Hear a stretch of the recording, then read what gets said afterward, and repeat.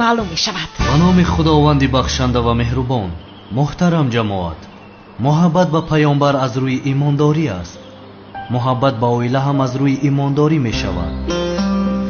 امروز درباره آدمی که با محبت مادرش و پیامبر معروف است صحبت خواهیم کرد.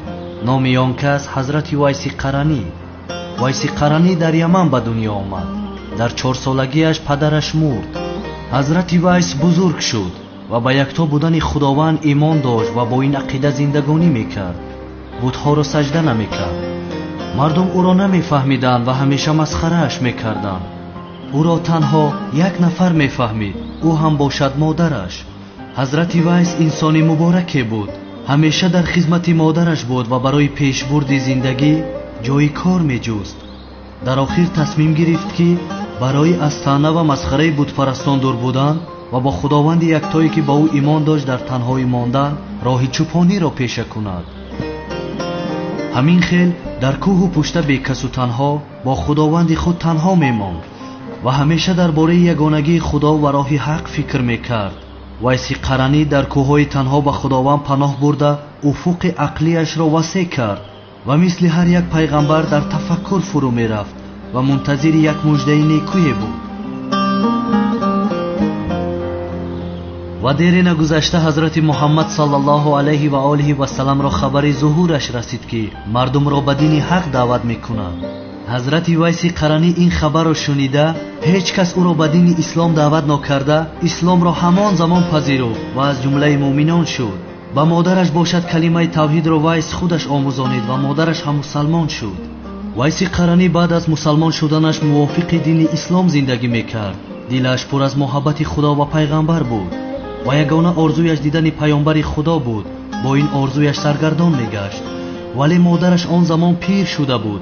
چشمانش نمیدید و پایهایش کار نمیکرد. ویس قرنی دست و پای و چشم مادرش شده بود. او را میخوراند، میپوشاند، شسته پاکیزه میکرد. یکی گفتهش را دو نمیکرد. کودک بری نگاهش میکرد. ویس قرنی مادرش را تنها گذاشته به دیدن رسول خدا رفته نمیتوانست، ولی دلش در آرزوی دیدن پیامبر خدا بریان گشته بود. روزی رسید که در آرزوی دیدن پیامبر خدا طاقت حضرت ویس طاق شد. از مادرش اجازت خواست تا به مدینه رود. آرزویش تنها یک بار دیدن پیامبر خدا بود، ولی مادر پیرش به این سفر راضی نبود، چون که غیر از حضرت ویس قرنی دیگر کسی نداشت. مادرش بیچاره‌وار به ویس گفت اگر خواهی رو، اما مرا به کی امانت میگذاری؟ حضرت ویس قرنی آرزوی یک مرتبه دیدن پیامبر خدا را نیز در دلش گوراند. به مادر پیر و محتاجش چیزی گفته نتوانست، ولی آرزوی دیدار او را همیشه رنج میداد و گریه میکرد. خدا و رسولش را همیشه یاد میکرد. محترم جماعت، محبت ویس نسبت پیامبرمان به درجه رسیده بود که جناب پیغمبرمان بعضا رویش را به طرف یمن میکرد و میگفت از طرف یمن شمال رحمت به مشام میرسد. حضرت ویس قرنی حالا به مدینه نرفته بود، اما جناب پیغمبر از بودن او خبردار بود. یک روز دل ویس قرنی برای دیدن رسول خدا آنقدر سوخت که دیگر طاقت نکرد و در نزد مادر پیرش به زانو زد و گفت مادر جان، دیگر طاقت در من نماند. التماس برای دیدن پیامبر به من اجازت بده مادر جان. مادر ویس که بسیار ناتوان شده بود با صدای خسته با او گفت پسرم، این مادر پیرت را به کی گذاشته می روی؟ ویس قرنی گفت پیامبر را دیده زود می آیم، وقتی زیاد نمی ایستم. مادر ویس قرنی با غمگینی خنده کرده گفت پسرم، در آن راه گرم و بی خوراک چه خیل مسافرت میکنی؟ عشق پیغمبر عقل تو را از سرت گرفته است. از اینجا به مدینه چند هفته این راه است. نه اشتر داری نه اسب داری که سوارش شوی. ویس قرنی با دل پر جواب داد مادر، کافی است که تو اجازت بدهی برای یک بار دیدن پیامبرمان به همه مشکلی طاقت میکنم. مادر ویس قرنی با یک بیچارگی و ناچاری گفت خوب پسرم برو، اما یک شرط دارم.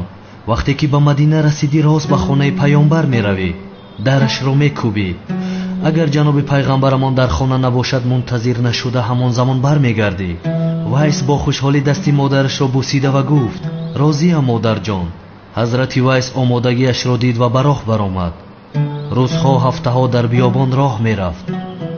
خسته شوی را نمیدانست. یک لحظه هم استراحت نکرده به راهش ادامه میداد. عشق پیغمبر خدا به دلش آنقدر تأثیر کرده بود که گرسنه ماند، بی آب ماند، بیابانهای تفسان بودند، اما هیچ یکی از این مانع راهش نشد و راهش را دوام داد. هر چیز زودتر رسول خدا را دیدن می‌خواست. آرزوی دیدار بینی با رسول خدا همیشه دلش را خنجر می‌زد و یره‌دار می‌نمود. در نهایت روزی به شهر مدینه رسید. خانه پیامبر را پرسیده پیدا کرد. در را با هیجان کوبید. بسیار شاد بود که حاضر پیامبر را می‌بیند. اما پیامبر خدا آن زمان در خانه نبود، به کجای سفر کرده بود. با ویس قرنی گفتند اگر پیامبر را دیدن خواهی باید تا فردا منتظر شوی. اما حضرت ویس قرنی امانتدار بود. وعده ای که به مادرش داده بود نشکست. به مادرش وعده داده بود که اگر پیامبر را در مدینه نیابم همان زمان به خانه برمیگردم. و ناچار حضرت ویس به خانه اش برگشت. سالها و ماهها پس سر شد. ویس همانا آرزو میکرد که دیدار رسول خدا را ببیند. اما روزی به ویس قرنی آوازه‌ای از این دنیا گذشتن پیامبر خدا رسید. ویس قرنی از گریه بسیار از هوش رفت.